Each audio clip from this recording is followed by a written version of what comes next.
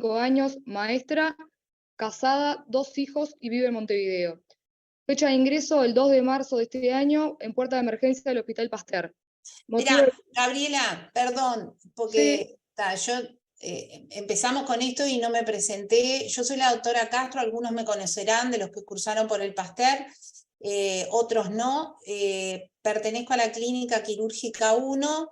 Yo en sí estoy en la seccional de mastología y hago guardias de cirujano en el Hospital Pasteur, ¿tá? La idea con este encare es hacer toda la elaboración diagnóstica y pensar cómo ustedes como médicos, si reciben este paciente, cómo lo tienen que razonar y cómo lo tienen que tratar, ¿tá?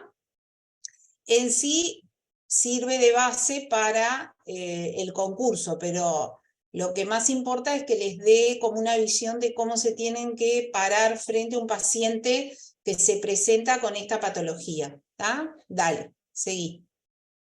Bueno, motivo de consulta, hematemesis. Enfermedad actual, refiere el día de la consulta en emergencia haber tenido, luego de la ingesta de alimentos, náuseas y vómitos de sangre roja con coágulos de un volumen aproximado a la de 2 vasos medianos, 500 mililitros. No se acompañó de cosquilleo laringio. Presentó concomitantemente mareos, decaimiento y una lipotimia, así como palpitaciones, cansancio fácil y los familiares la notan pálida. Leve dolor abdominal a nivel epigástrico, que ya lo teníamos antes, tipo urente o ardor, de intensidad 4 en 10, sin irradiaciones, que actualmente es más leve en cuanto a intensidad, que no se acompañó de síndrome neurovegetativo. Antecedente de la enfermedad actual, desde hace 4 meses refiere dolores reumáticos, por lo cual se automedica con analgésico AINE, comienza con dolor a nivel de epigastrio tipo ardor, que calma al comienzo con la ingesta de alimentos y que últimamente no nota mejoría. 4 días antes de su consulta en emergencia anotó materias negras pastosas alquitranadas. Niego repercusión general, adelgazamiento ni anorexia, no repugnancia selectiva a carne ni mate, no plenitud precoz. No disfagia, no regurgitaciones, no tumoraciones abdominales ni cervicales. Antecedentes personales, es diabética tipo 2, tratada con metformina, hipertensa, tratada con losartán, 50, fumadoras de 4 cigarrillos día desde los 18 años, apendicectomizada en la infancia. Antecedentes familiares de un hermano fallecido de cáncer gástrico. Examen físico y cuadrícula. La paciente al ingreso presentó palidez de piel y mucosas, está lúcida, frecuencia respiratoria de 24, respiraciones por minuto, cardíaca de 120, ritmo regular, no soplos. PA 120-80, apirética y tiene un hábito longilíneo. Examen abdominal, tiene un abdomen blando, depresible, asimétrico, a expensas de la cicatriz de McBurney en fosa ilíaca derecha. Continente, no hernias. A la palpación profunda presenta leve dolor epigástrico sin irritación peritoneal, no hepato ni esplenomegalia. Los ruidos están normales. Al tacto rectal, inspección perianal, tiene plicomas anales, un esfínter normotónico, no tumoraciones rectales. Viene materias negras al guante. Y ahí están las preguntas. Está. Bien. Yo te pregunto a vos porque sos la que estás hablando, pero en sí es abierto para el que quiera participar. Ustedes leen esta historia y ustedes se imaginan qué tipo de paciente. ¿Un paciente que está grave, que está muy grave? Potencialmente grave. ¿Qué Dinámico. está? ¿Eh? Dinámico, potencialmente grave, ¿Ah? que actualmente no, pero que puede Si estarlo. ustedes están en la puerta de emergencia, a este paciente, ¿en qué sector de la emergencia lo pondrían? Yo en la reanima. ¿Están todos de acuerdo? Sí, yo también. Sí. Bien. Sí, tiene elementos de repercusión hemodinámica, ¿no? Bien, perfecto. Bueno, entonces, vamos a contestar las preguntas y vamos a empezar analizando un poquito cada una. ¿Cuál es el diagnóstico positivo que hacen en este paciente? Una hemorragia digestiva alta, porque se presenta con hematemesis. Sí. ¿Qué es la hematemesis? Es un vómito de sangre roja que sale por la boca, a veces está precedida de náuseas, de esfuerzo de vómito, y es patognomónica de hemorragia digestiva alta. A su vez presenta melenas, que en realidad eso sí no es patognomónico, porque puede igual ser de un sangrado que viene desde el colon derecho. ¿Qué son las melenas? La materia negra, alquitranada, pastosa. Pero Petit. qué, Es sangre que es. Sangre Sangre digerida. mezclada, o sea, digerida con la ahí materia. va. Sangre digerida. ¿Tá? El diagnóstico positivo en este paciente, está bien lo que dijiste, pero ahí te adelantaste a hablar de la topografía, Acá del sería, diagnóstico topográfico, que la Acá- catalogaste de alta. El diagnóstico positivo en esta paciente es que es una hemorragia digestiva alta. ¿Está? Ahí Rocío pone, es un sangrado digestivo alto. Es una hemorragia digestiva alta. ¿Y por qué no es una hemoptisis? ¿Por qué nosotros nuestro diagnóstico es de una hemorragia digestiva alta? ¿Qué elemento me dice en la historia que no es una hemoptisis? Que no Eso es geolaringio. geolaringio. Exacto, El exacto. esfuerzo del vómito. Eso es fundamental. Es lo Cosquilleo, primero. laringio, Exacto. sangre con espuma, rojo brillante. Eso es lo primero que hay que definir. ¿Sí?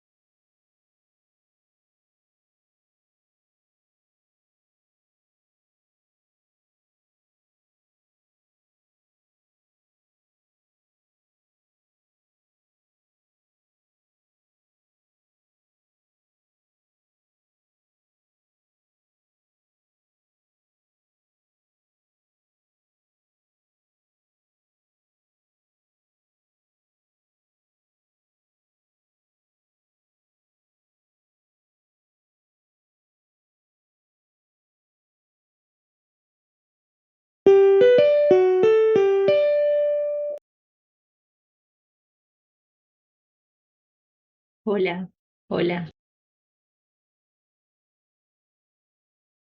Que es una hemorragia digestiva alta. Porque se ¿Por Porque es encima encuentra del ángulo de Trace. Ahí va. Lo que define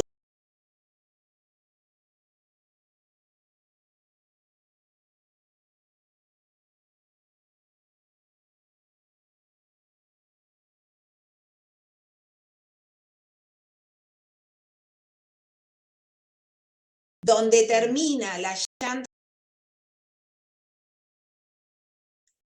todo lo que venga de esófago, lo que venga de estómago y lo que venga de duodeno, todo eso es hemorragia digestiva alta. Y como decía la compañera, el elemento patognomónico es la hematemesis. ¿Tá? Pero muchas hemorragias digestivas no tienen hematemesis. Esta es más clara, nosotros decimos, es una hemorragia digestiva alta, porque tiene hematemesis. Tiene melenas. ¿Y qué pasa? ¿La hemorragia digestiva puede tener melenas? ¿La alta? Sí, es más Sí. frecuente la alta, pero puede estar en ambas. Exacto. En este paciente nosotros tenemos los dos elementos que nos catalogan de que es alta, fundamentalmente la hematemesis. Pero hay pacientes que se presentan solo con melenas, entonces nos implica hacer una elaboración diagnóstica más fina. ¿Por qué? Porque las melenas pueden ser causadas por un sangrado distal al ángulo veno-yeyunal. O sea, puede ser evidencia de una hemorragia digestiva baja. ¿Tá? ¿Se entiende hasta ahí? sí, se entiende. ¿Sí? Ahí no hay duda. Yo lo que les pido es que pregunten y se saquen todas las dudas. esta historia es bastante clara porque ya nos orienta la clínica, la topografía, pero se complica cuando el paciente, por ejemplo, la consulta es por melenas.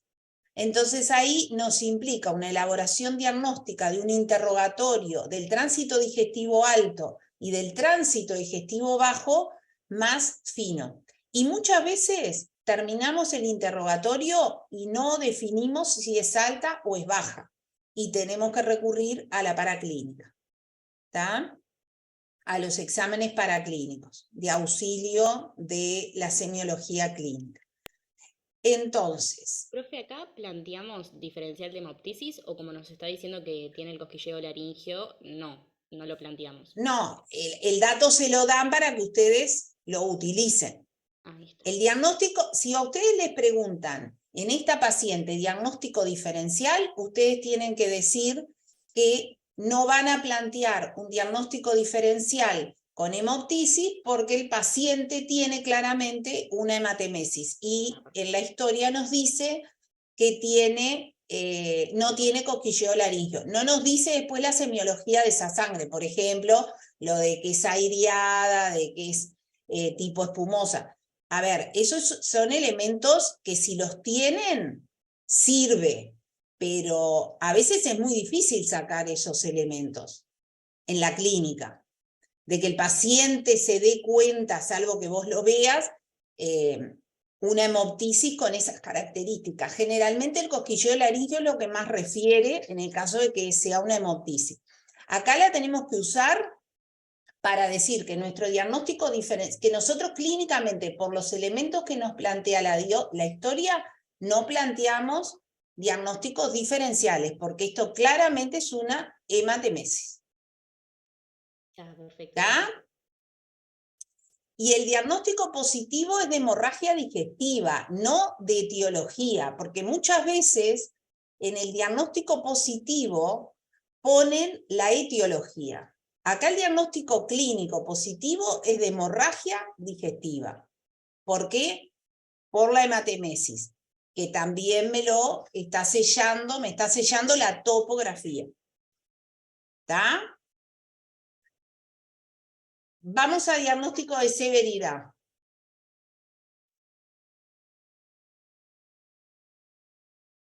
¿A qué nos referimos cuando nos preguntan en una hemorragia digestiva, y en este caso alta, diagnóstico de severidad? A la Ver la repercusión repercusión. hemodinámica. Hemodinámica y hematológica. Bueno, ¿y qué tenemos en la historia? Tenemos taquicardia y polimnea. Tiene un síndrome funcional anémico y Sí. tiene elementos precoces de insuficiencia circulatoria periférica como la taquicardia y la polimnea.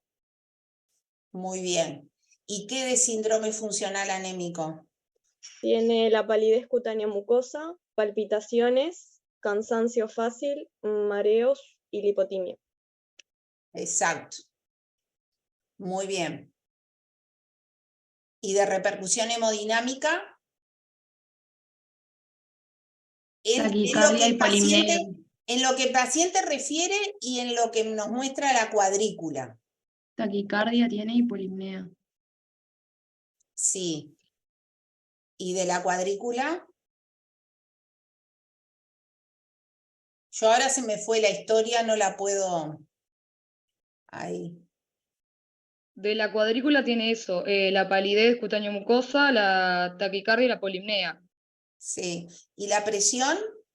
¿Qué pasa con la presión? Está normotensa, pero es un normotensa. elemento tardío, o sea, no tenés que esperar a que aparezca.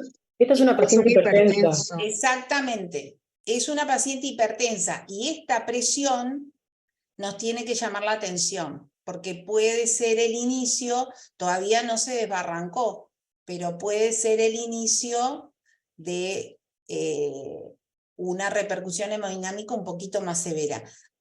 Esto no tiene tanta importancia si el paciente es un normotenso, pero si el paciente es un hipertenso, nos tiene que llamar la atención. No es una luz roja, pero es una luz amarilla, ¿tá? Que tenemos que abrir los ojos con esto. Una pregunta. Sí.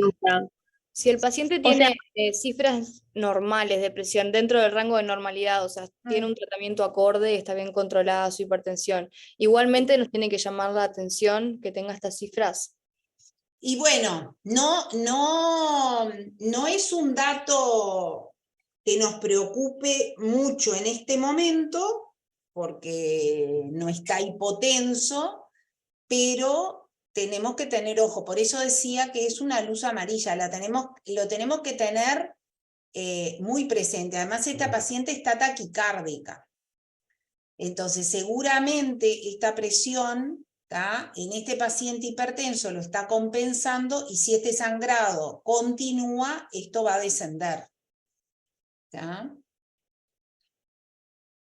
Yo puse que era severa por esto de la taquicardia y la Bueno, polimnia. ¿cómo catalogamos o clasificamos la severidad de una hemorragia digestiva? la cantidad en el Forma- tiempo y la edad, ¿no? Sí, La repercusión, la tolerancia, la magnitud del sangrado. exacto. ¿Tá? ¿Y cómo puede ser? La compañera dijo severa, para ella es severa.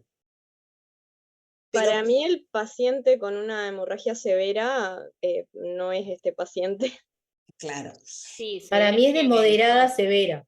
ahí va. Moderado Yo- severo. La Yo puse- severidad, sí, Yo en realidad puse leve a moderada. claro. La severidad, para que tengan un esquema, puede ser la repercusión de una hemorragia digestiva, ya sea alta o baja, ¿tá? Pero vamos a analizarlo en este caso. Puede ser leve, cuando es menos del 15% de la volemia. Puede ser moderada, cuando es de un 15 a un 30. Puede ser severa o puede ser cataclísmica. ¿Tá? La cataclísmica, el paciente está chocado. ¿Tá? En la severa también puede estar chocado. ¿Tá? Generalmente se dice que la cataclísmica hay una pérdida de más del 80% de la volemia. ¿Tá? Esta paciente, ¿en qué nos tenemos que fijar aparte de la repercusión hemodinámica? Hay un dato que la paciente nos dijo en cuanto al volumen de los vómitos. O sea, Era dijo de 500 Escala del mililitros. vaso. 500 mililitros. Exacto, exacto. Ese es un dato que sí lo tenemos que tomar en cuenta, ¿tá? Pero la paciente puede seguir sangrando. O sea, nosotros sabemos que sangró aproximadamente medio litro, que sería una repercusión leve, ¿tá? Pero tengo una duda, porque viste que dice que en el libro dice eso de severa es hipotensión, taquicardia y polimnea, que es un 30-40% de la volemia. Yo estoy de acuerdo con eso del volumen que dice, que por el volumen sería leve, pero con esta presentación clínica, o sea, como que no es acorde el volumen que perdió con la repercusión. Por eso digo, capaz la paciente sigue sangrando. Esto es lo que la paciente nos refirió que sangró, pero la paciente puede seguir sangrando. Y ¿tá? también tenía melena, y depende del terreno. También. Exactamente, exactamente. Hay un triángulo que uno siempre tiene que tomar en cuenta, que es el volumen de esa pérdida de sangre, que siempre es relativa porque hay pacientes que lo refieren con precisión o más o menos próximo, y hay otros pacientes que no prestan atención a lo que vomitaron. Si lo tenemos sirve, si no lo tenemos realmente no sirve. El tiempo que perduró ese sangrado y el terreno del paciente. Y esos tres elementos se pueden ir modificando, ¿tá? El sangrado no es lo mismo mantenido en el tiempo en una persona añosa, ¿tá? Y ahí las variables de esos tres elementos me van a condicionar la repercusión y la severidad de ese sangrado, ¿tá? Porque tal vez en una persona joven, un sangrado de 1 litro sea mejor tolerado, y por ejemplo, si fue corto en el tiempo, que un sangrado prolongado en un paciente añoso y con morbilidades previas, ¿ya? Aunque sea el mismo volumen. La repercusión hemodinámica es diferente, ¿tá? Entonces, siempre considerar frente a una hemorragia digestiva, ¿tá? Pero sirve para cualquier elemento de pérdida sanguínea, la severidad, tomar en cuenta no solo el volumen que se perdió, sino el tiempo que estuvo con ese sangrado y el terreno del paciente, que ahí incluye la edad, las comorbilidades. ¿Tá? En esta paciente es cierto, está taquicárdica, la frecuencia respiratoria está en aumento, pero no está tan hipotensa. Si bien, como dijimos, es una hipertensia y hay que tener ojo, porque esto puede estar evidenciando una pérdida sanguínea importante. Yo considero que esta paciente tal vez yo la pondría entre moderada a severa, ¿tá? No solo por el volumen, que por el volumen la pondría en leve, sino por los elementos que yo encuentro en la cuadrícula de la paciente, al examen. ¿Tá? ¿Se entiende? En este caso, en esta paciente también hay que pensar en la cronicidad del sangrado anterior, que en realidad ya la paciente creemos que viene perdiendo sangre desde antes. Entonces, el sangrado no sería 500 mililitros. Claro, es que nosotros eso lo consideramos porque la paciente nos dijo lo que había vomitado, pero ¿cómo dosificás las melenas? ¿Entendés? Porque no todo lo que sangró lo vomitó. ¿Tá? Hay sangre que pasó al tubo digestivo y eso es difícil de manejarlo. Además, la señora ya venía con un sangrado, ¿tá? 4 días antes. ¿Tá? O sea, una hemorragia digestiva tenía porque refería las materias negras pastosas alquitranadas. Eso es bien característico de las melenas. ¿Tá? ¿Hasta ahí se entiende cómo lo vamos razonando? Sí. Este razonamiento de esta paciente, igual que el politraumatizado y de la oclusión intestinal, una cosa muy importante es, nosotros lo pusimos en la reanimación porque a medida que estamos haciendo estos planteos diagnósticos, ya tenemos que estar tomando medidas terapéuticas, pero con fin del encare lo vamos a hacer por orden. ¿Tá? Eso se entiende. Ya lo tienen todo claro de que es así. Estos pacientes hacemos diagnóstico y hacemos tratamiento. Por eso es tan lindo el manejo de los pacientes en la emergencia, que es diferente a un paciente en piso. Nosotros acá hacemos diagnóstico y diagnosticamos y tratamos. Y volvemos a revalorar el paciente y podemos modificar nuestro tratamiento. Por eso es tan dinámico, tanto el politraumatizado como la hemorragia digestiva, como la oclusión intestinal. ¿Se entiende? Sí. Bueno, seguimos con los diagnósticos. O sea, hicimos hemorragia digestiva, no planteamos diagnósticos diferenciales, no es un sangrado de la vía aérea, es una hemorragia digestiva alta, porque tiene una hematemesis y es proximal al ángulo entonces duodeno-yeyunal. Entonces ahora tenemos que pensar qué etiología. Yo planteé una úlcera gastrodenal, puse por frecuencia, por el antecedente personal de consumo de AINES y que estaba quista, y por la presentación clínica que describe como un síndrome ulceroso, planteé que fuera una úlcera gastroduodenal, más probablemente duodenal porque tiene un ritmo diario con hambre doloroso. Muy bien. ¿Y por qué no es una gastroduodenitis en un paciente consumidor de AINE?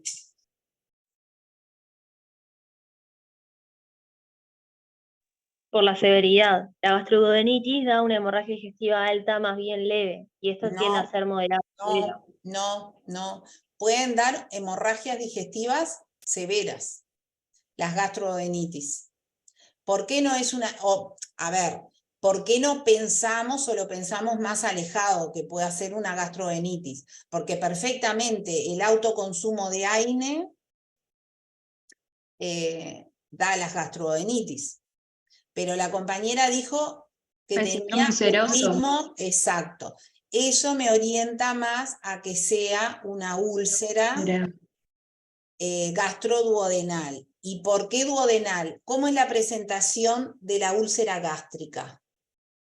Si semiológicamente, ¿qué le encontramos en la úlcera gástrica? ¿Qué pasa con las comidas? Tienen Duele al dolor comer. postprandial. Al revés. Calma con los vómitos el dolor. Exacto. Ahora en el diagnóstico fisiopatológico vamos a hablar de eso.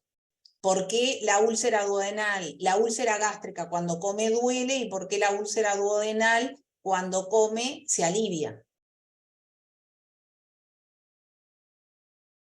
Bueno, bien, estamos de acuerdo. A ver, hagan correr los diagnósticos, a ver, por orden. Dijimos etiológico.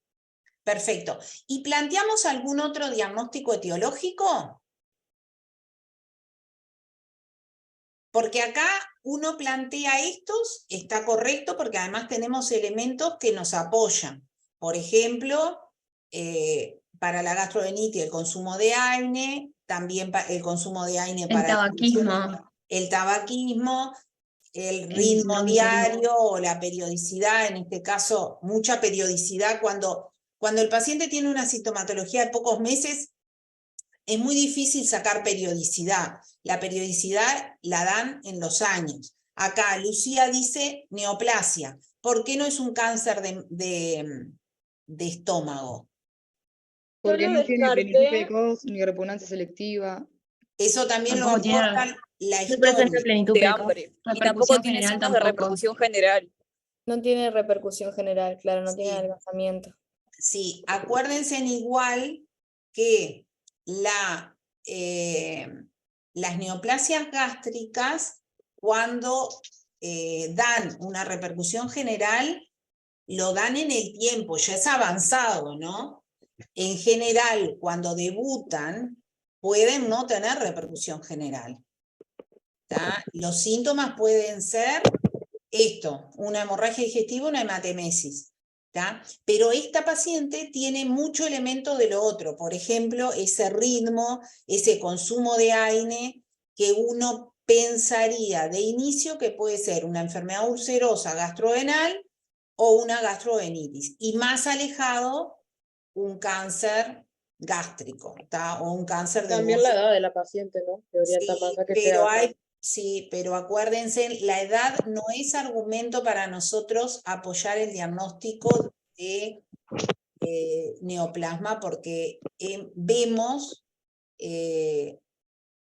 cánceres de estómago y de otras vísceras a edades más precoces de las que se veían antes, ¿tá? Por ejemplo, en menores de 40 años, ya sea cáncer de recto, cáncer de colon, cáncer gástrico. O sea, la edad por sí sola no apoyaría un diagnóstico, tampoco lo descarta. ¿Tá? Creo que acá, en la etiología de la enfermedad ulcerosa gastrodenal, están los elementos que nos aporta la clínica, que uno lo plantearía como primer diagnóstico. A ver, si alguien pone, por ejemplo, en esta historia, ¿no? Está perfecto poner dentro del diagnóstico etiológico enfermedad ulcerosa gastrodenal o gastroenteritis con las explicaciones que dimos. Si alguien, por ejemplo, en el diagnóstico etiológico pone esta paciente, la causa de la hemorragia digestiva es un cáncer gástrico, yo creo que eso no es correcto, porque no es clínico plantearlo. Lo puedo plantear, sí, pero como algo muy alejado. Y puede ser un hallazgo endoscópico. ¿Se entiende? La clínica nos orienta a una patología. ¿No me escuchan? Sí, sí, Se sí, escucha. sí, Sí, se escucha perfecto. Ah, está. Espera, no entendí porque decían ahí, pero no era para mí que tenía el micrófono. Está, bien. Sí, porque había ahí un acople. ¿Se entiende el razonamiento? Si alguien pone en el diagnóstico etiológico, esta paciente, yo planteo que su hemorragia digestiva, la etiología es un cáncer gástrico, está mal. Si bien capaz, como muy alejado, puede tener un cáncer gástrico. ¿Tá? El planteo clínico de razonamiento es que tiene una enfermedad ulcerosa gastrodenal o una gastroenteritis. Tengo más a favor de la enfermedad ulcerosa gastrodenal, pero no puedo descartar de que no sea una gastroenteritis. ¿Tá? Igual el tratamiento inicial para cualquiera de las etiologías va a ser igual. ¿Tá? Una pregunta. ¿La repugnancia selectiva está a los inicios del cáncer de estómago o está también en etapas más avanzadas? No, puede estar en los inicios. Lo que pasa es que a veces es muy sutil. No es muy... El médico tiene que sacar, primero, el paciente tiene que consultar en lo inicial, el paciente a veces a eso no le da importancia, pero no quiere decir que si tiene repugnancia selectiva ya tenga un cáncer diseminado. ¿A eso va la pregunta? No, diseminado no, sino que tiene un cáncer inicial en las primeras etapas que inclusive me podría hacer diagnosticar. Por eso, lo puede tener, por eso. No es evidencia, es el que tenga una repugnancia selectiva puede ser un tumor gástrico en su comienzo. ¿Está? Perfecto, gracias. Etiopatogénico. Etiopatogénico o fisiopatológico. ¿A qué se refiere eso? Sería la fisiopatología de la úlcera. Ay, hablaron dos y no escuché bien. Que la patogenia es multifactorial, lo que se da es un desequilibrio entre los factores que protegen la mucosa gástrica y duodenal y los que la defienden. Y se conocen algunos clásicos, los tres más frecuentes son la invasión por Helicobacter pylori, que probablemente la paciente la tenga, el tabaquismo, que sabemos que lo tiene, y el consumo de AINES. Bien, eso en cuanto a enfermedad ulcerosa gastrodenal o gastroenteritis, que comparten mucho. Yo tal vez en esta paciente, ¿quién fue que habló? Enzo. Ahora, Enzo. Sí. Vos empezaste a hablar del Helicobacter pylori, yo lo pondría como último lugar. En primer lugar es el consumo de AINE y el tabaquismo. ¿Tá? Son los dos factores. ¿Tá? Esta paciente es fumadora previa, ¿tá? Y nunca había tenido este episodio rojo, o sea que algo pasó que lo desencadenó. ¿Qué es lo que pasó? La ingesta de AINE. ¿Tá? Entonces, está correcto, está muy correcto lo que dijiste. ¿Y cómo yo diferencio una úlcera gástrica de una duodenal? ¿Qué pasa con la gástrica? Si bien la etiopatogenia es medio general para las dos. La fisiopatología de las úlceras gástricas. Porque la úlcera gástrica lo que falla son los mecanismos defensivos y es más bien por hipoacidez.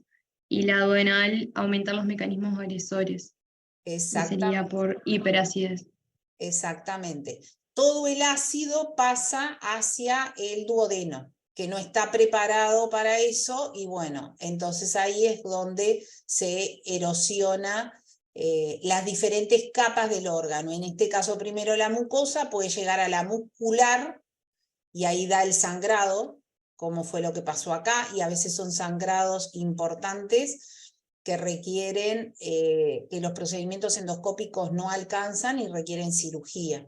Y si involucra todas las capas del órgano, tienen la otra complicación de la enfermedad ulcerosa gastrodenal, que es que se involucran todas las capas. La perforación. La perforación. Y la tercera complicación, ¿cuál es? La penetración y después la oclusión o estenosis. La estenosis. Y ahí va, la estenosis gastrodenal. ¿Tá? La penetración, que a veces lo más frecuente en las úlceras duodenales posteriores y de cara posterior del estómago es en páncreas, con el dolor típico, ¿tá? Que calma con posición maometana, o en los pacientes que tienen múltiples empujes, pero no es el caso de esta paciente, pueden debutar con un síndrome de estenosis gastrodenal. ¿Está? Por suerte, esta patología cada vez se presenta con menos complicaciones. El tratamiento con la bomba, con los inhibidores de la bomba de protones, ha disminuido drásticamente las complicaciones de esta enfermedad. Si bien seguimos viendo hemorragias digestivas, seguimos viendo estenosis gastrodenales, son con mucho menos frecuencia que como se veían años atrás cuando todavía no teníamos el recurso de este tratamiento médico, ¿tá? Y después lo que decía Enzo, lo del Helicobacter pylori se asocia, por eso frente a estas enfermedades hay que hacer biopsias de la mucosa gástrica y duodenal buscando el Helicobacter pylori, porque si se encuentra hay que tratarlo. ¿Cuál es el tratamiento del Helicobacter pylori? Omeprazol y antibiótico. Omeprazol y antibiótico. ¿Qué antibiótico? Acitromicina y clindamicina. No. Claritromicina. Claritromicina. Claritromicina. ¿Cuánto tiene? 14 días. El antibiótico el omeprazol por un mes, ¿no? El omeprazol uno lo sigue por la hemorragia digestiva, pero el tratamiento con antibióticos son 15 días. 15 días. Y vuelta a biopsia de la mucosa para ver que no aparezca el Helicobacter de vuelta, ¿tá? Para saber... Una pregunta, ¿eran 1 o 2 antibióticos, no? O sea...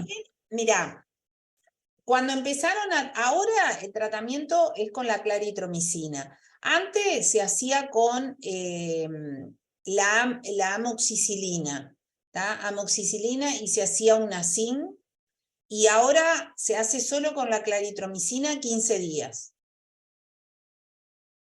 O sea que claritromicina más las IVP, nada más. Más el omeprazol, sí. ¿Y de claritro cuánto es? Claritro son 250 cada 8 horas. Bárbaro, gracias. Bueno, eso es en cuanto a la etiopatogenia y en cuanto a la fisiopatología. Diagnóstico evolutivo, que algo más o menos ya dijimos, y del diagnóstico anatomopatológico también algo dijimos, pero podemos ampliar. Diagnóstico evolutivo, ¿a qué se refiere? Diagnóstico evolutivo de la hemorragia digestiva. Si está en curso, detenida. Está en curso, restringido, resangrado. Exacto, y bueno, a ver, está detenida, está en curso. ¿Qué les parece? ¿Qué tendríamos que tener? Por ejemplo, la paciente tiene melenas. Pero ¿Eso me habla de que está en curso? No. No, tenés que tener hematemesis. Alguien dice que no, pero yo no estoy tan segura. No, porque para...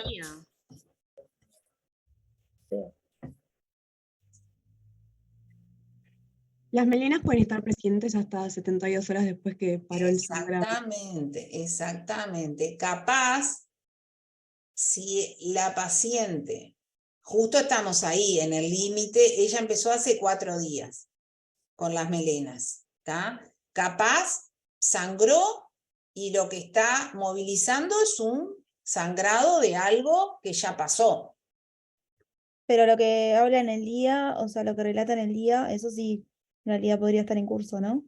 Igual no justificaría la repercusión que tiene si ya hubiese pasado, ¿no? Exactamente. Salvo que haya sido un sangrado muy rápido en el tiempo, que no haya sido lento ese sangrado, que haya sido rápido. Entonces eso alcanza para descompensar. Pero, ¿qué maniobra tendrían que hacer ustedes? Exactamente. Eso que una sonda nasogástrica. Exactamente. O sea, yo la recibo, salvo que esté vomitando y yo la esté viendo, ahí yo sé que está en curso.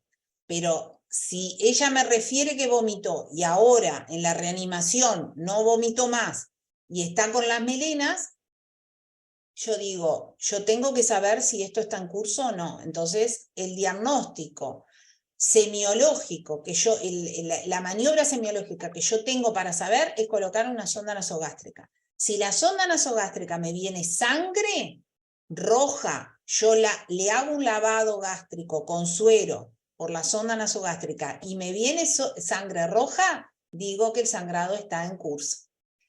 Otro elemento que a mí me permite saber si el sangrado está en curso es que tenga melenas, que nosotros decimos melenas frescas. Ese término es muy difícil de transmitir. ¿Qué es la melena fresca? Es una melena, no es esa materia alquitranada, negra, pastosa, medio parecido al meconio. Es la melena media sangrosa. Es difícil de definirla. Una vez que ustedes la ven, se dan cuenta de que eso es que el paciente está sangrando. Cuando nosotros decimos tiene melenas frescas, es esa melena, es esa materia negra, pero que tiene algo de rojo. Eso quiere decir que el paciente está sangrando. ¿Tá? Y si yo en este paciente, permítanme que le haga una acotación, si yo en esta paciente tengo una enterorragia, tengo una hematemesis y tengo una enterorragia. Traduce la severidad del Se sangrado. habla de severidad. No te Sangrado está dando masivo. para... Habla de que es Pasar masivo. el tiempo que se Claro. digiera, entonces directamente... Exacto. Ese paciente es una emergencia. ¿Tá? Ese paciente yo sé que tiene un sangrado muy importante. Ese paciente lo tengo que reponer, lo tengo que llevar a endoscopía, que me hagan una buena endoscopía, determinar dónde es el sangrado y si lo pueden cohibir rápidamente. Y muchos de ellos terminan en cirugía, porque no alcanzan las maniobras endoscópicas para parar el sangrado. ¿Tá? El concepto del paciente que está sangrando es compensarlo, parar ese sangrado, si es posible, no con maniobras quirúrgicas, con maniobras, por ejemplo, endoscópicas, con colocación de clip, bueno, ahora después en el tratamiento vamos a hablar. Pero si yo tengo un paciente con una hematemesis y tiene una enterorragia, yo sé que ese sangrado es severo. ¿Tá? Que no tengo que esperar a tener la clínica de un paciente chocado. Ese paciente se va a chocar en los próximos minutos. ¿Tá? ¿Se entiende? ¿Sí? Sí. Bárbaro. Bueno, entonces, el diagnóstico evolutivo en esta paciente. Tendríamos que colocarle una sonda nasogástrica para ver qué es lo que viene y saber realmente si está en curso o si está detenida. Por los elementos diagnósticos semiológicos que me aporta la historia, yo no puedo saber si está detenida o en curso. Igual, en un paciente que yo no sé si está detenida o en curso, lo interpreto como que está en curso. ¿Tá? Siempre es mejor interpretar de que el paciente tiene un sangrado en curso que interpretar, bueno, capaz que está detenido, me voy a tomar mi tiempo, no tengo apuro, no. Si yo no tengo ese dato, hasta que le ponga la sonda nasogástrica, ese paciente hay que interpretarlo como que está en curso el sangrado. ¿Tá? Pero la sonda nasogástrica es capital para saberlo, por lo menos a grandes rasgos, si ese paciente, el sangrado se detuvo o no. ¿Tá? Igual después la endoscopía me lo va a corroborar. Con respecto a la anatomía patológica, que algo más o menos dijimos, pero ¿qué ustedes se imaginan que pasa en esa úlcera o en esa gastroenteritis?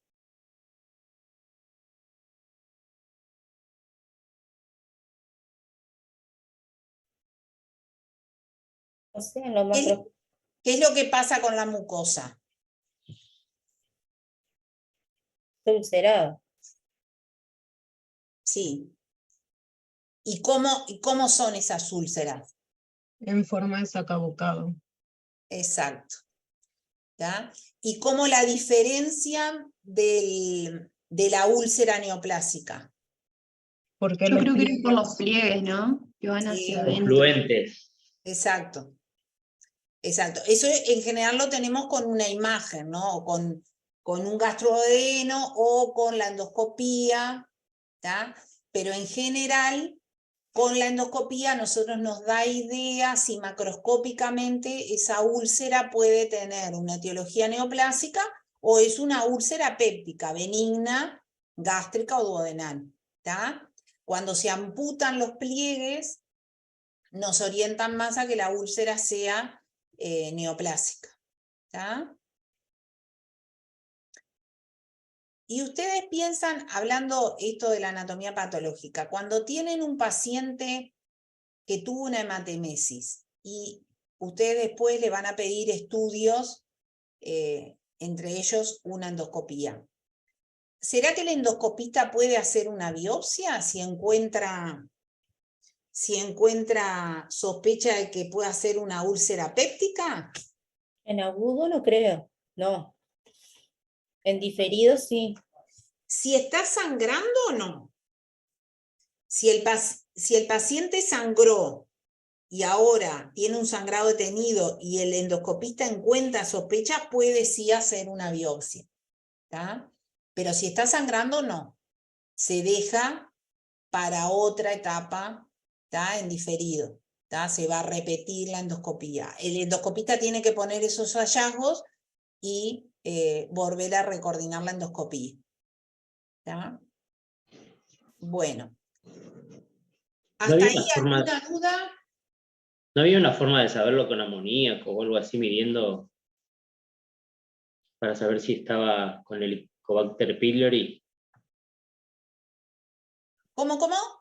¿No había un método que era midiendo el amoníaco en la vía aérea, en la vía aérea? O...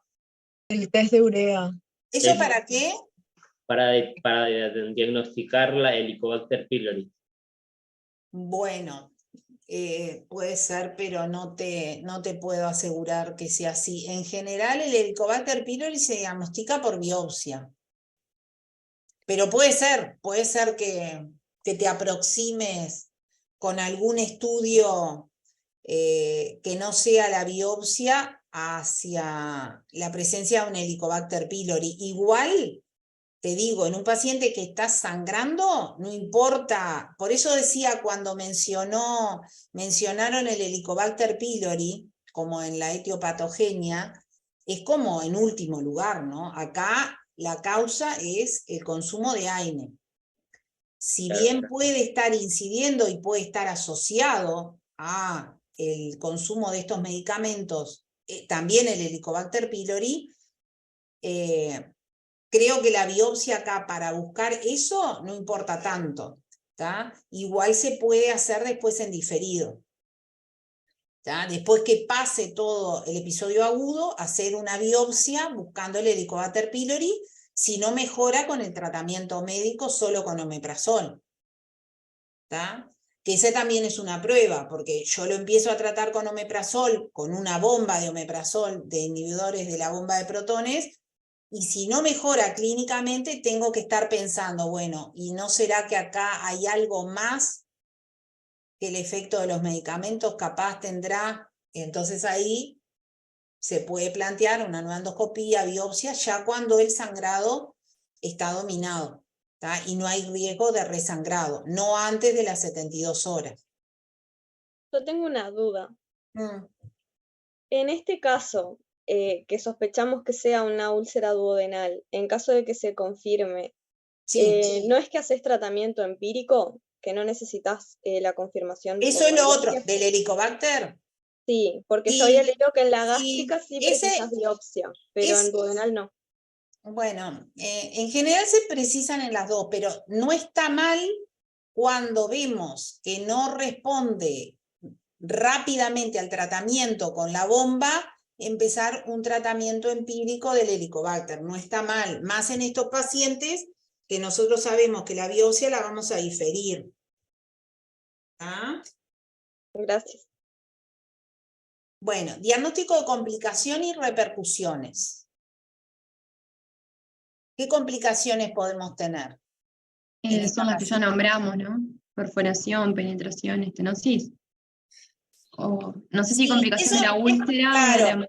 Acá tenés, por un lado, si estás hablando de complicaciones de esta hemorragia, ¿tá? O repercusiones, y el diagnóstico de complicaciones de la enfermedad que está en la etiopatogenia de esto.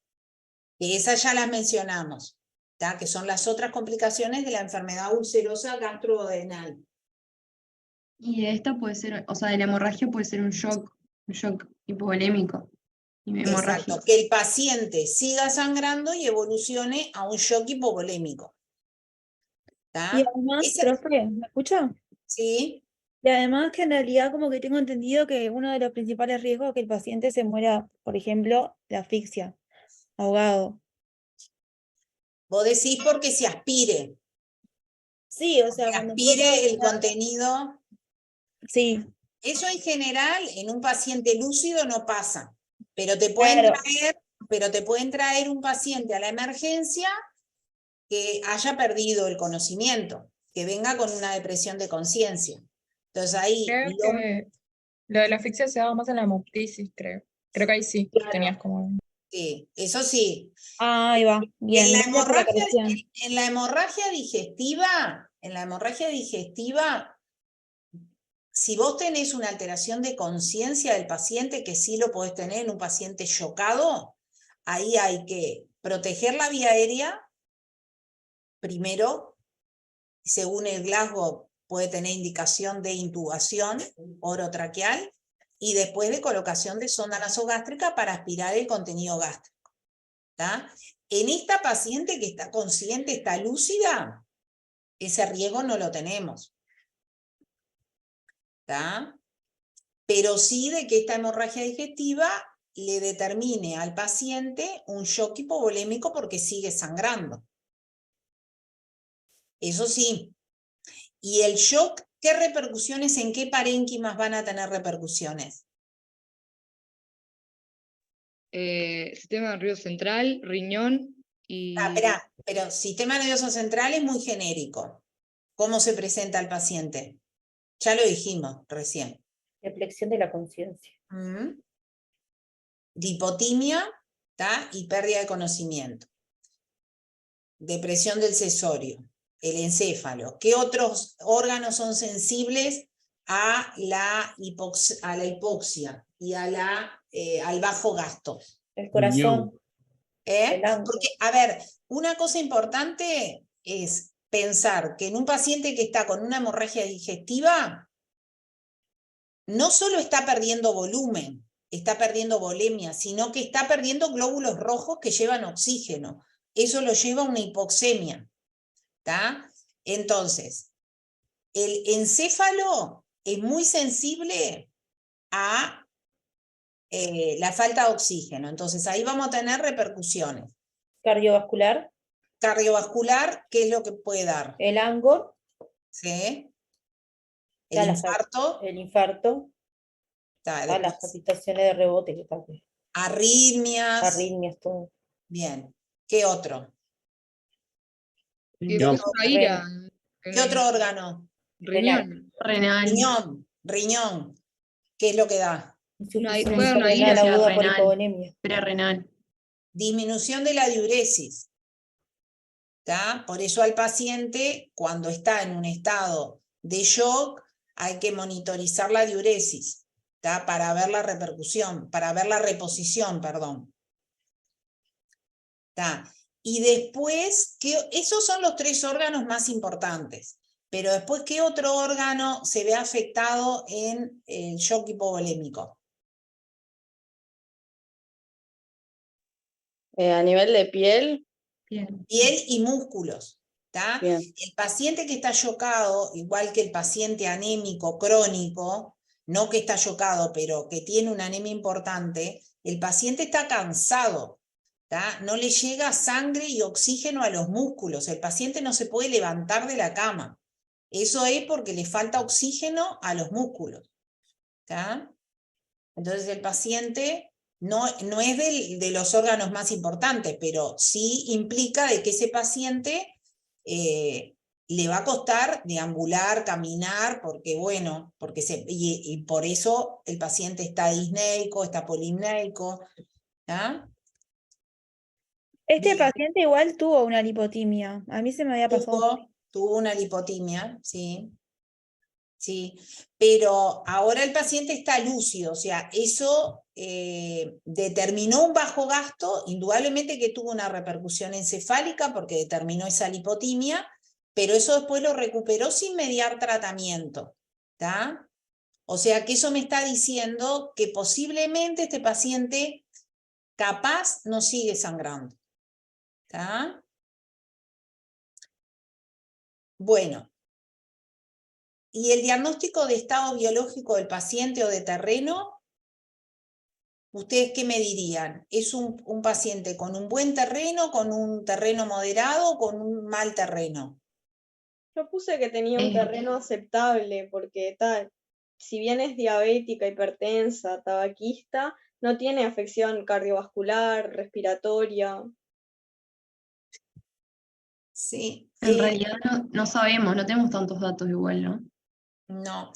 Yo sí, si me ponen que el paciente es un paciente hipertenso, diabético, no le podría aceptable, ni buen terreno. Profe, y aparte Tampoco tan malo. tenés otra enfermedad de base que sabés que tiene que ir en tratamiento, porque viene con una historia hace 4 meses que, o sea, justamente se viene automedicando. Sabés que si no va a tener un buen control de su enfermedad, o sea, vas a estar en la misma rosca, porque en realidad uno de los tratamientos es cancelarle la medicación para que no se siga lesionando. Y una de las complicaciones también es que el paciente la recidiva, ¿no? De la hemorragia. Sí, sí.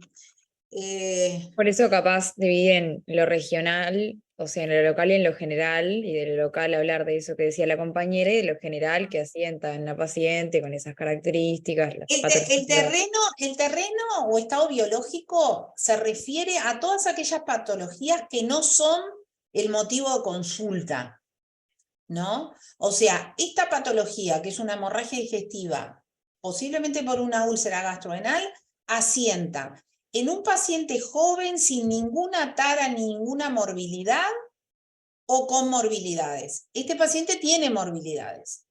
Era lo que yo le explicaba del triángulo ese, donde está la edad terreno, el volumen y el tiempo de ese sangrado. Este paciente tiene un estado biológico que yo no lo puedo catalogar de bueno, ni aceptable.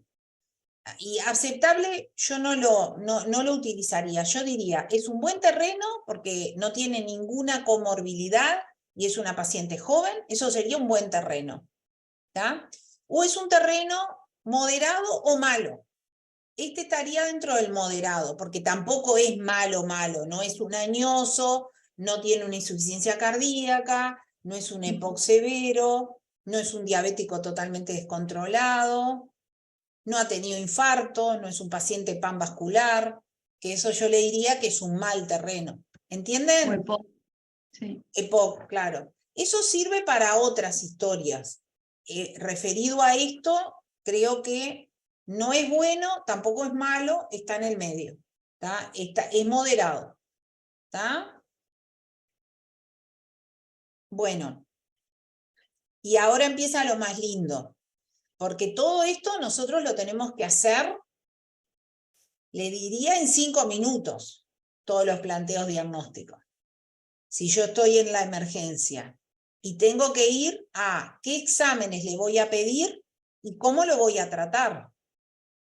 Entonces, ¿qué exámenes le voy a pedir y en qué orden? ¿Y por qué? Siempre que pido un estudio tengo que justificarlo. Y siempre un orden.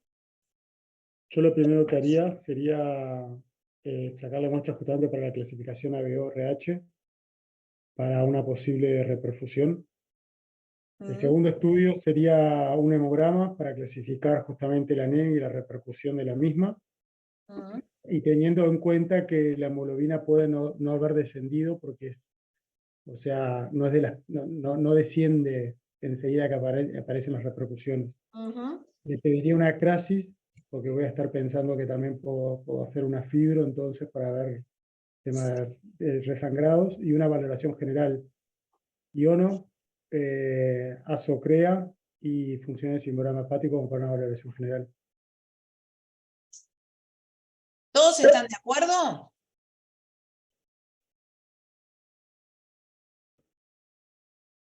Sí, Sí, yo le como agregaría la que fibrogastro de urgencia a las primeras 12 horas, pero después de lo que dijo él. Le pediría, ahí va, está, bien.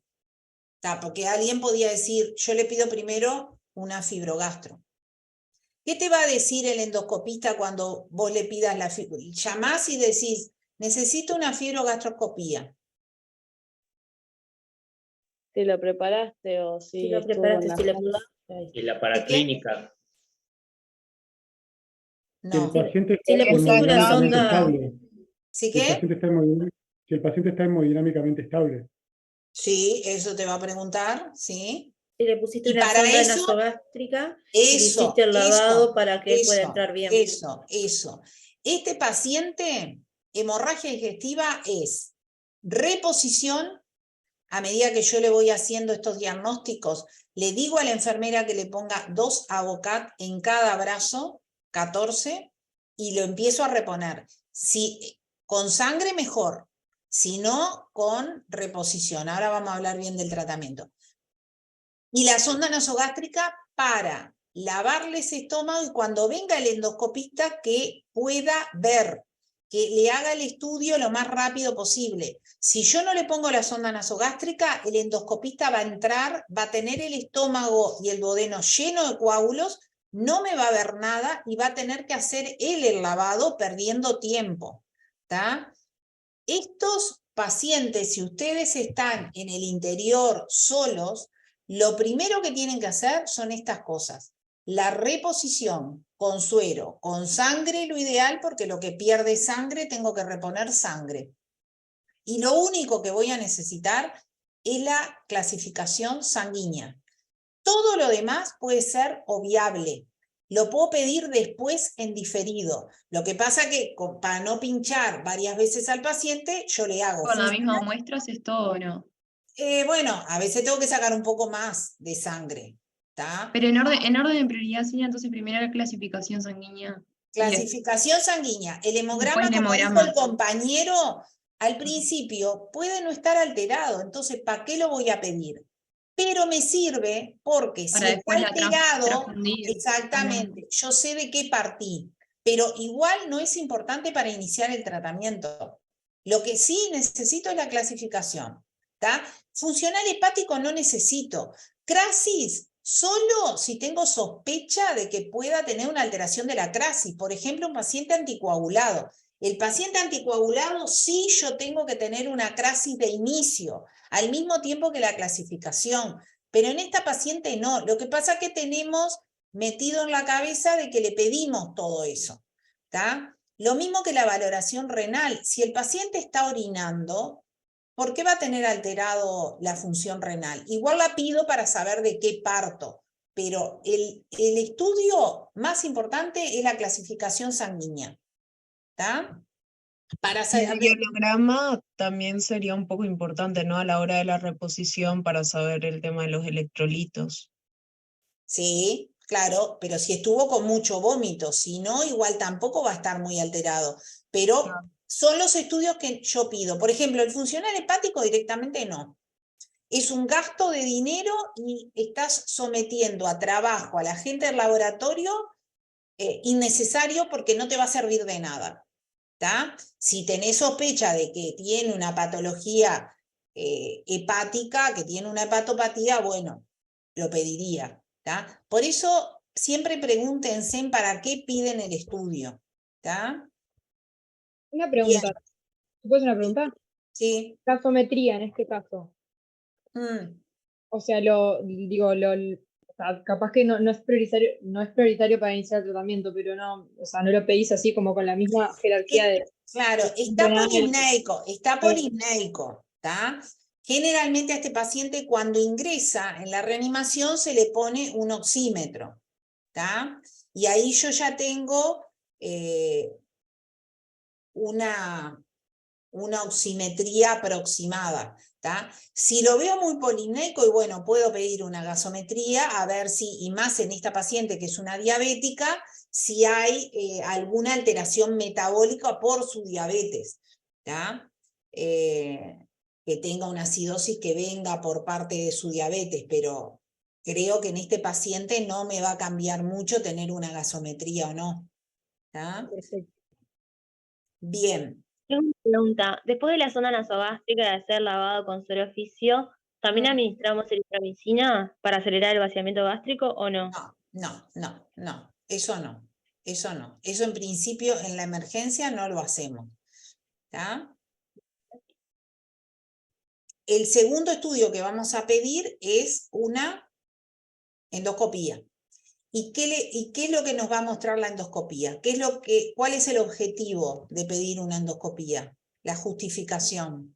Te busca el diagnóstico, o sea, te confirma o descarta el diagnóstico etiológico. En caso de que sea una úlcera, vas a ver la topografía y si el sangrado está activo, en curso, detenido, o sea, según los criterios de Forres, y en base a eso planteas el tratamiento después.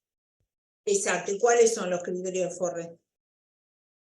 Te clasifica en sangrado en curso, que es el 1A y el B, el reciente y el detenido.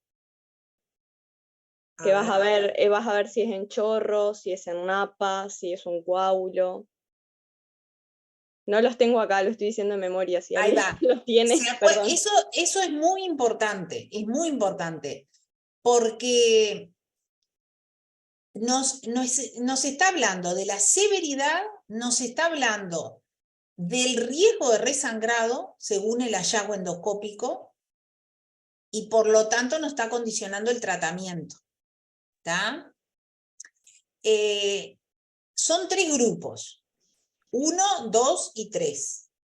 El 3 es sin sangrado. Puede ver la lesión y no tiene sangrado. ¿Tá? El 1 es un sangrado activo, que puede ser A con un sangrado pulsátil o 1B con un sangrado en napa. ¿Tá? Cualquiera de esos dos implica que el endoscopista tiene que hacer medidas endoscópicas de cohibir ese sangrado. ¿Con qué sustancia? Bueno, a veces usa esclerosantes tipo alcohol o vasopresina y a veces puede colocar algún clip. ¿Tá? Después está el 2, que el 2 puede ser un coágulo, ¿tá? O una mancha, ¿tá? Sanguínea. ¿Tá? Eso indica que el sangrado está detenido. ¿Tá?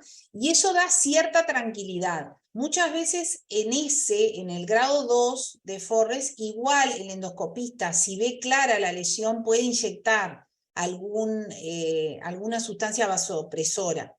¿Tá? ¿Es el que inyecta adrenalina? Ahí en el 2 es donde Exacto, sí. ¿Tá? O cuando tiene un sangrado en napa también puede inyectar adrenalina. ¿Y la electrocoagulación cuándo la hace? También.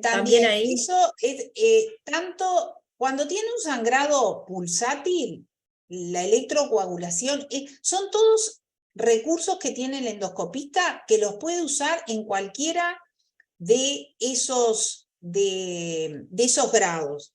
¿Tá? O sea, el endoscopista elige qué quiere usar, ¿o no? Exacto. Pero, o sea, la eficiencia es la misma. Claro, dependerá de la efectividad que encuentre con cada uno, ¿tá?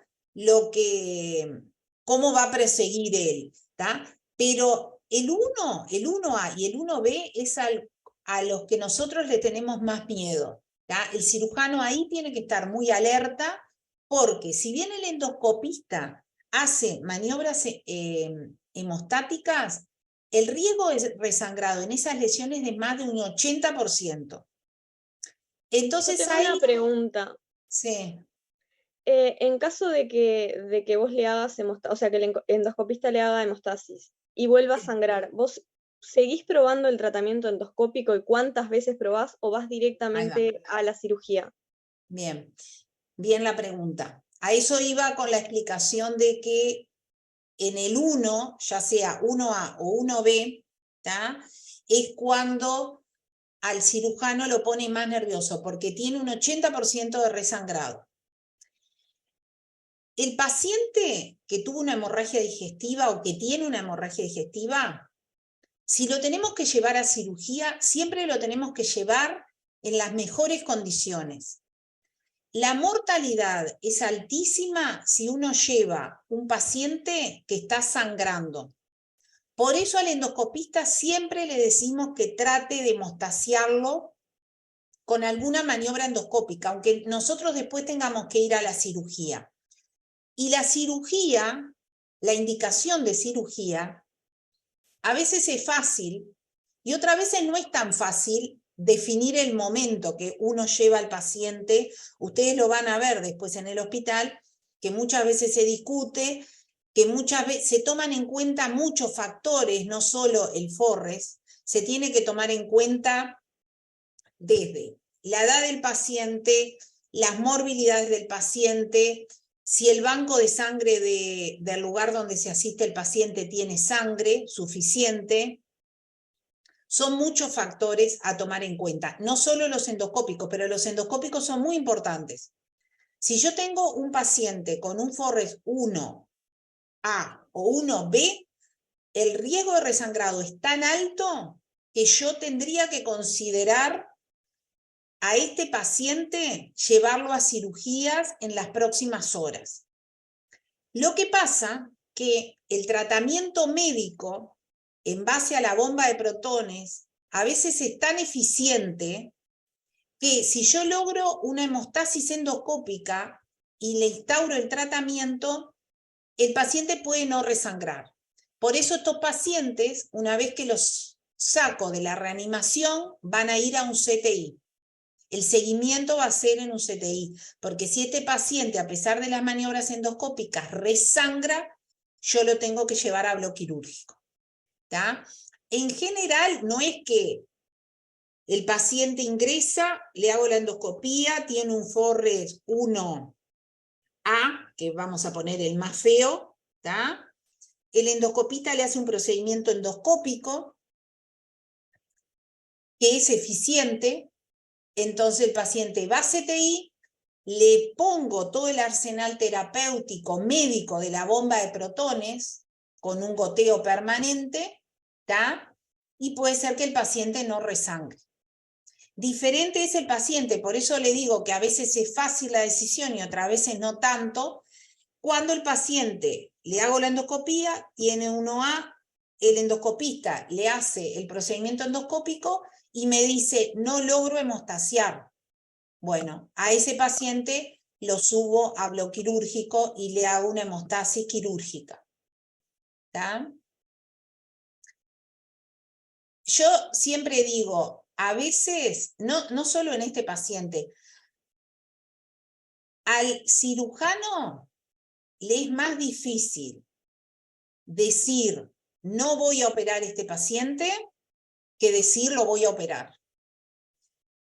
Pero lo que pasa es que no pasa solo por la decisión de lo voy a operar o no, porque yo no estoy en el cuerpo del paciente. Al paciente someterlo a una cirugía y a una cirugía frente a una hemorragia digestiva en curso, la morbilidad y la mortalidad le aumenta en forma exponencial, y más si es viejo.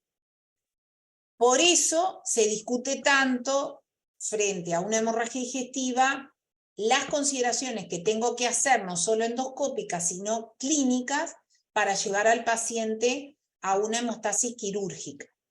¿Tá? ¿Se entiende? Sí. Sí, Profe, yo se tenía entiende. ciertas indicaciones que no sé si siguen o no estando para el quirúrgico, te puedo preguntar. A ver. Hemorragia digestiva alta con shock mantenido, que sea Claro. refractario al Claro. tratamiento médico. Sí. Después, hemorragia digestiva alta persistente o recurrente, Sí.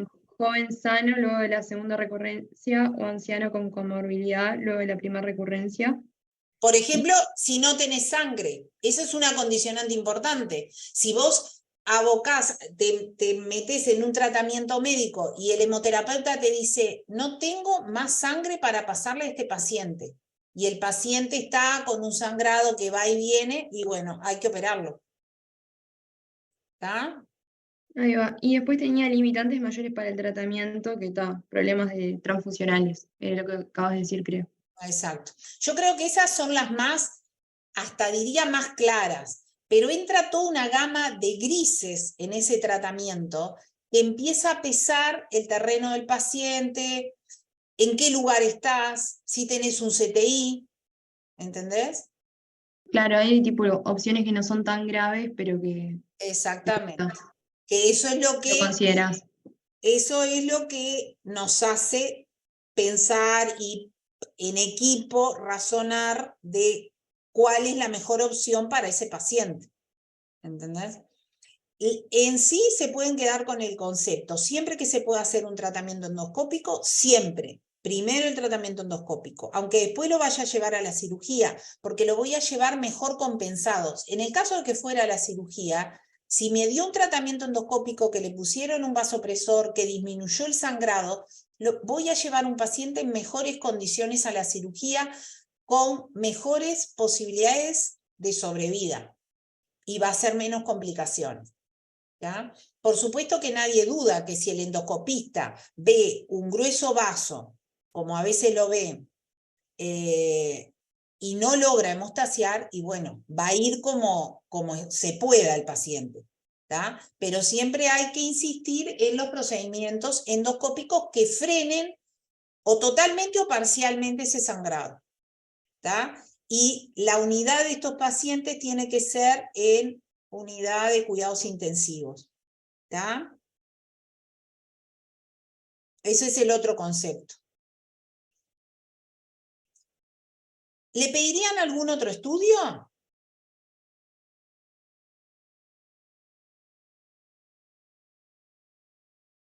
No. Hacia la emergencia, creo que En no. principio no. Entonces, ¿cuál va a ser el tratamiento en este paciente? Ustedes como internos perfectamente lo van a recibir. Por supuesto que no van a estar solos porque van a tener a un médico o a un cirujano, ¿tá? Pero está bueno que ustedes hagan el razonamiento de, bueno, ¿cómo lo tratarían? Ya algo dijimos. Lo vas a monitorizar, Sí, ¿no? sí. Con electrocardiografía, saturametría de pulso, le vas a controlar la PA, le puedes poner una sonda vesical. Después le vas a poner 2 accesos venosos periféricos. Sí. Bueno, si está desaturando, le podés poner oxígeno por una cánula nasal. Y si no, un catéter Sonda nasal. nasogástrica, que ya dijimos, Sí. con el lavado. En este caso no tiene compromiso de conciencia, pero si tuviera, lo intubas. Sí. La sonda nasogástrica, porque esa es una maniobra que el médico le indica y que a veces lo tiene que hacer el médico, colocar la sonda nasogástrica. En general lo hace enfermería. Pero después que se logró colocar la sonda nasogástrica, ¿cómo hacen el lavado gástrico? Con 100 cc de suero fisiológico y aspiras. O sea, lavas con 100 cc de suero fisiológico y luego le haces el aspirado y analizas lo que salga en tanta cantidad. ¿Cuánto suero usas? 100 Cada cc. vez usas 100. En cada vez usas 100. ¿Cuántas veces repetís la maniobra? No sé, 3, no sé. Hasta que el líquido venga claro. Está buenísimo. ¿Tá? Más de 1 litro se utiliza el suero y se usa una jeringa Tummel conectada a la sonda. ¿Tá? Bien. ¿Qué suero le van a poner por las vías? ¿Un Ringer lactato? Sí. ¿Puede ser? ¿O qué otro? O suero fisiológico. Suero fisiológico, ahí va. 1 litro cada ¿Qué 8. volumen? ¿En qué volumen? ¿Cuánto? ¿En cuánto tiempo? Y puede ser 1 litro cada 8. En esta paciente puede ser 1 litro cada 8. ¿Qué hay que tener en cuenta? ¿Qué consideración hay que tener en cuenta si usamos un suero fisiológico? en esta paciente? Se puede hemodiluir. Sí. Es una hipertensa. Le estamos aportando un volumen de sodio importante. Si fuera una paciente añosa o un paciente añoso. No, ahí lo pones cada 12. Sí. ¿Y cuándo harían en alguna situación una vía venosa central? ¿Cuándo lo harían o nunca lo harían? Sí, Depende de eso la hay que ver si situación. tolera, cómo responde con su presión arterial. Ahí O sea, va. si tenés que tomar la presión. Si está Capaz que muriendo es la vena difícil inestable, monitorizar tiene más de cerca al No se paciente. entiende. A ver. Hablen de a uno, dice. Si tiene cardiopatía para monitorizar la presión venosa central. Bien. Si es un añoso, si es un cardiópata, yo tengo que tener cuidado con esa reposición por vía venosa periférica. Siempre primero vía venosa periférica para reponer. Pero en el añoso con antecedentes cardiovasculares tengo que tener cuidado con esa reposición. Y muchas veces si el paciente viene chocado, tengo que hacer una vía venosa central, ¿tá? Por punción de preferencia yugular y medir la presión venosa central para la reposición, ¿tá? Pero no es lo más frecuente, hay que tenerlo en cuenta. Lo más importante son las vías venosas de grueso calibre periféricas, que son las que obtenemos más rápido y que permite un volumen adecuado inicial. La vía venosa central ahora en general es una maniobra ciega, ahora está el recurso de hacerla bajo ecografía, pero lleva más tiempo que hacer una vía venosa periférica.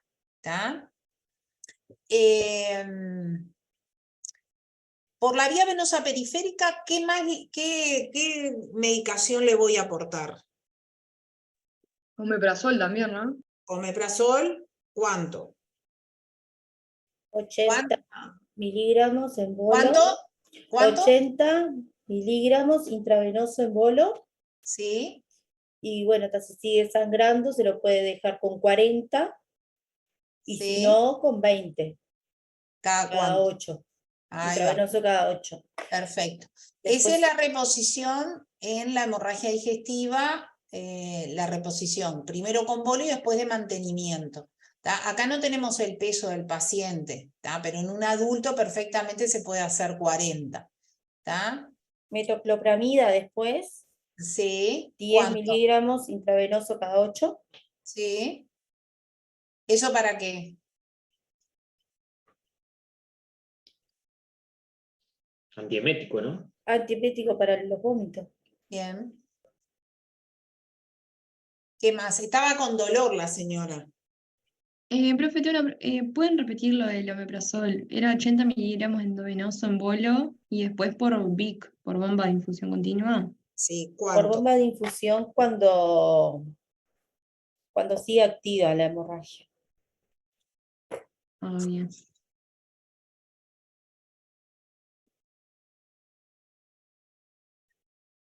La señora estaba con dolor. Se le puede dar paracetamol. ¿Cuándo? 1 gramo intravenoso cada 8 horas. Bien. ¿Qué más? ¿Qué otra medicación? Después que se hace la endoscopía, ¿qué otra medicación le puedo dar? Después que se hace la endoscopía y que nos dice que el sangrado lo pudo detener el endoscopista porque le hizo vasopresores, ¿qué otra medicación le indicamos? ¿Prokinéticos? Sí, puede ser. ¿Qué otra? Que toma por boca.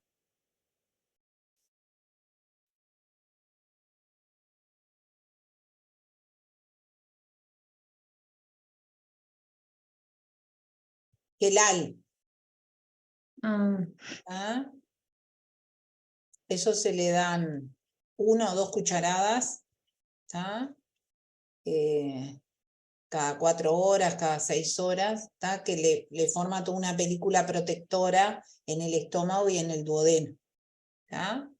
Eso es el tratamiento médico y le suspendemos la vía oral en cuanto a comidas o le damos de comer. Eso es otra cosa que nos va a preguntar la dietista cuando pase, si a este paciente le damos de comer. Para mí le suspendés la vía oral. Se suspende la vía oral. ¿Cuánto tiempo? Por supuesto que estamos hablando detenida la hemorragia, ¿no? El endoscopista nos dijo que le hizo procedimientos hemostáticos, que el sangrado está detenido. ¿Cuánto tiempo lo dejamos sin comer? Por lo menos 72 horas. ¿No es que en las 72 horas es cuando tenés más riesgo de resangrado? Exactamente. ¿Tá? Queda con reposición hidroelectrolítica por vía venosa y suspensión de la vía oral, ¿tá? Salvo el gelal, ¿tá? Pero no se le da dieta. ¿Tá? Pasado el periodo de resangrado, las 72 horas, se comienza con ¿qué tipo de dieta? Dieta blanda. ¿Qué es la dieta blanda? Que todo el mundo dice dieta blanda. Es con crema, o sea, crema, gelatina. Se empieza con una dieta líquida. La dieta blanda incluiría también, por ejemplo, algún puré, pero se empezaría primero con dieta líquida y de líquidos blancos, que son la leche, yogur, ¿tá? Alguna crema, ¿tá? Y después paulatinamente agregando los elementos sólidos según la tolerancia. ¿Tá? Bueno. ¿Y le repetimos la endoscopía?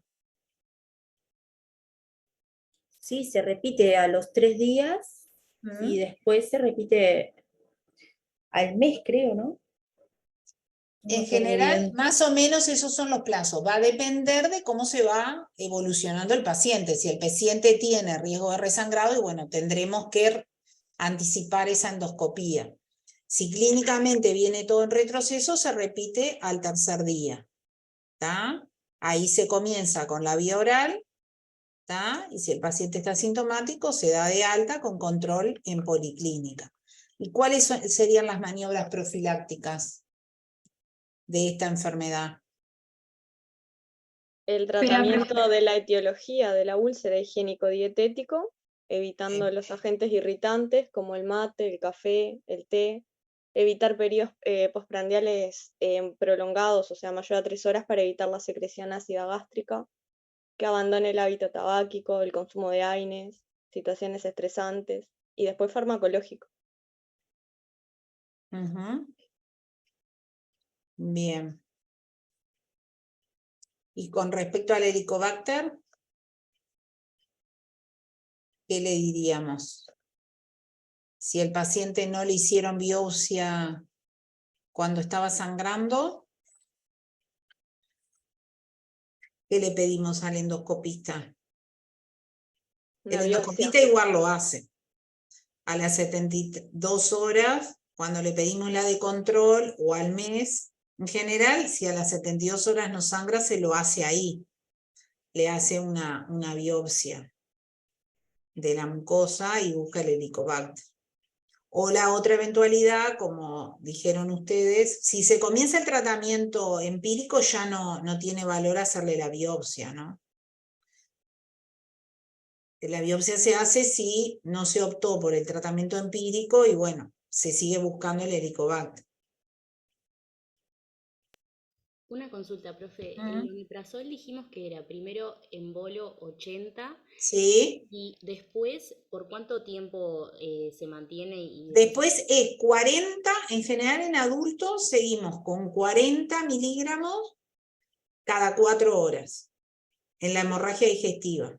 ¿Cuándo pasamos a lo de 40 miligramos? Cuando vemos que va... Después del bolo, no. Le hacemos el bolo de 80 y después queda con 40 miligramos cada 4 horas. Por 40 bomba. cada 4. Sí. Por bomba. Y al final se bajaba a 20. Después, después cuando se le suspende toda la medicación intravenosa, se va para la casa con 20 miligramos cada 12 horas. Perfecto. Muchas gracias. ¿Ya? ¿Les quedó alguna duda? Eso último de 20 miligramos cada 12 horas ya sería el tratamiento de la úlcera. Sí, o de Bien, la y gastroenteritis, sí. ahí va. Y eso por, no me acuerdo si era de 4 a 8 semanas, ¿es? Y más o menos un mes, Un y mes. ahí repetís la endoscopía y ves si retrocedió todo, se puede intentar suspender, porque una vez que sacás los agentes nocivos, puede retroceder y no necesitar el omeprazol. Ahí hay que ver cómo se mantiene ella con la clínica, con la sintomatología y la endoscopía. Ahí va. No quiere bárbaro. decir que va a estar con omeprazol eternamente, porque acá tenemos una anoxa, que si nosotros logramos sacar esa anoxa, puede no requerir después, pero generalmente un mes lo hacemos, seguro, como mínimo un mes. Bien, o sea que harías todo el tratamiento, le haces la primera endoscopía, después si todo marcha bien, una a los 3 días, y después le haces otra para ver si cicatrizó la úlcera, más o menos entre las 3 y 5 semanas. Exacto, exacto. Una cosa que no hablamos, porque en general eso viene de la mano a que la mayoría de estas enfermedades, de esta enfermedad se cura con tratamiento médico, es qué pasa si va a la cirugía, ya sea en agudo o después en crónico, ¿tá? La enfermedad ulcerosa gastrodenal.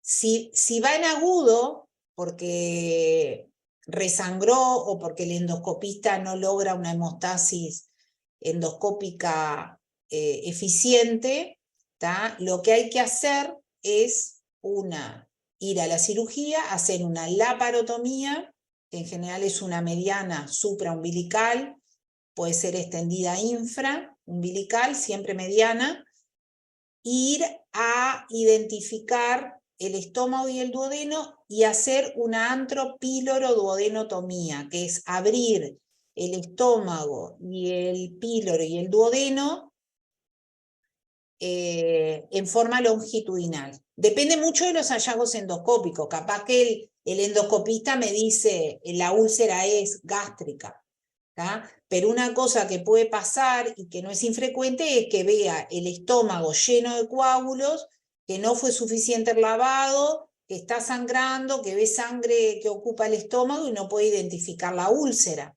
Entonces, ahí hay que abrir estómago y duodeno, identificar el vaso que está sangrando, hacer un punto hemostático de ese vaso y después cerrar esa apertura que hicimos, en vez de hacerla longitudinal, la hacemos transversal para evitar la estenosis, ¿tá?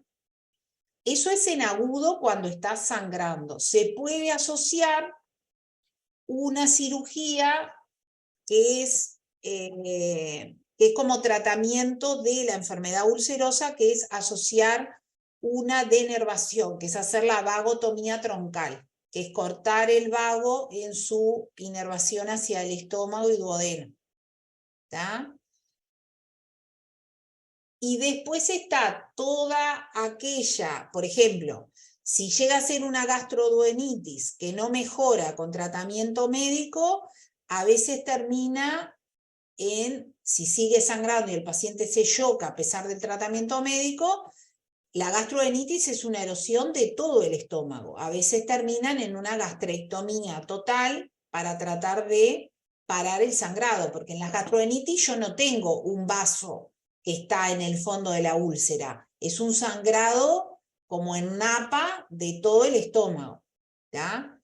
Por suerte, ese tipo de cirugías cada vez son más excepcionales, ¿tá? Porque, vuelvo a reiterar, la mayoría mejora con tratamiento médico.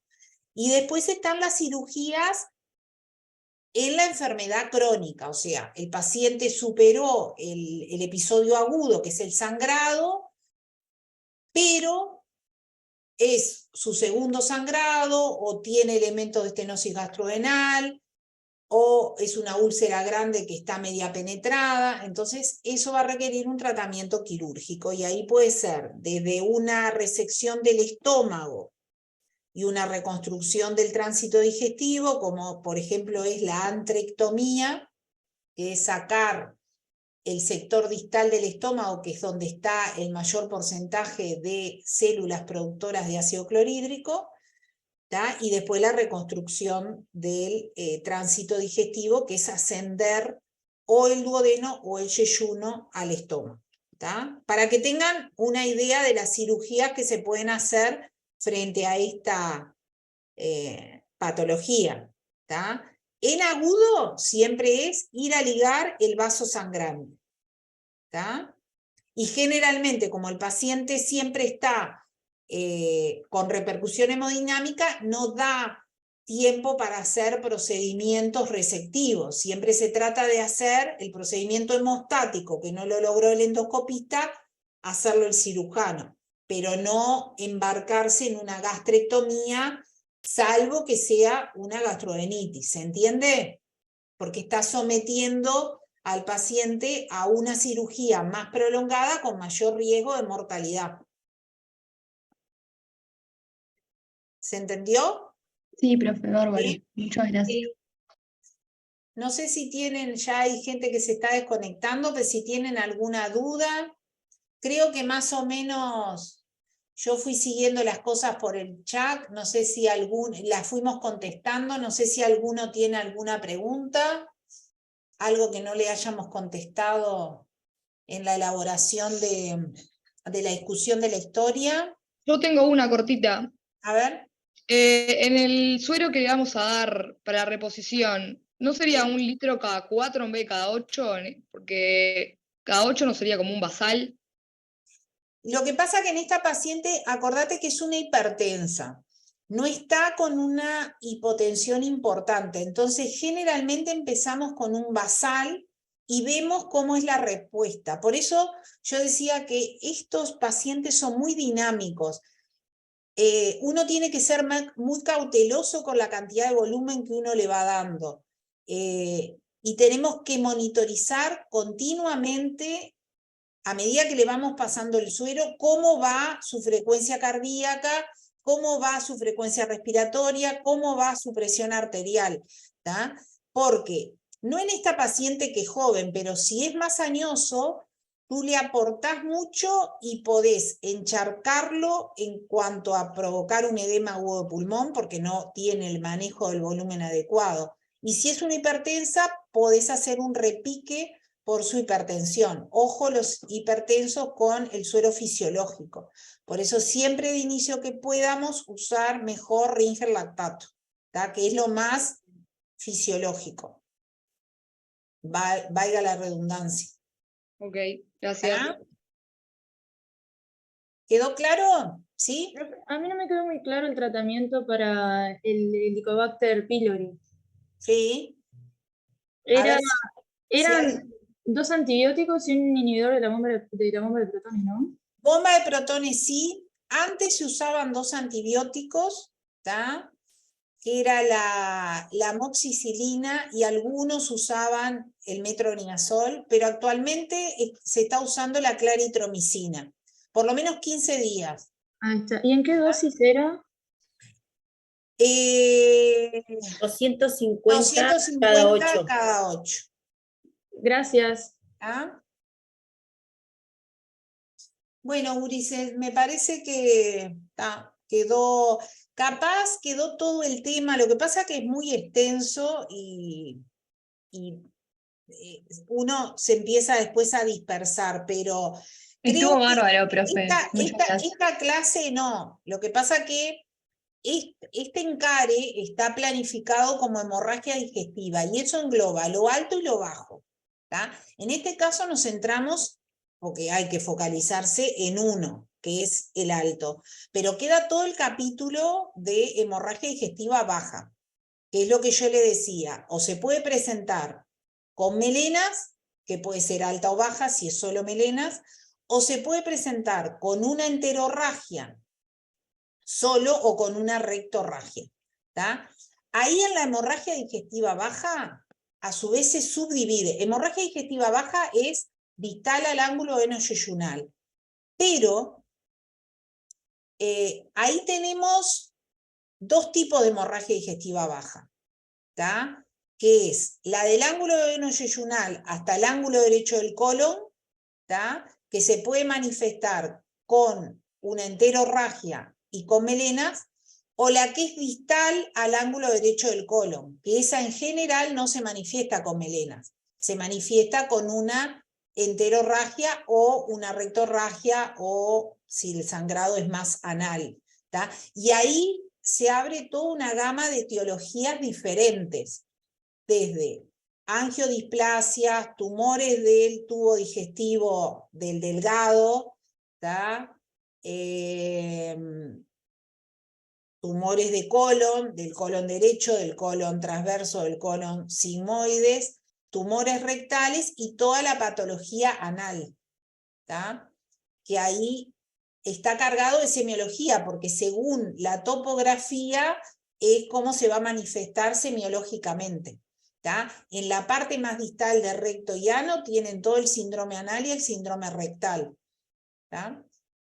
Pero lo importante es que si ustedes tienen un paciente con melenas, puede ser un sangrado digestivo bajo o un sangrado digestivo alto o un sangrado digestivo bajo que vaya hasta el ángulo derecho del colon.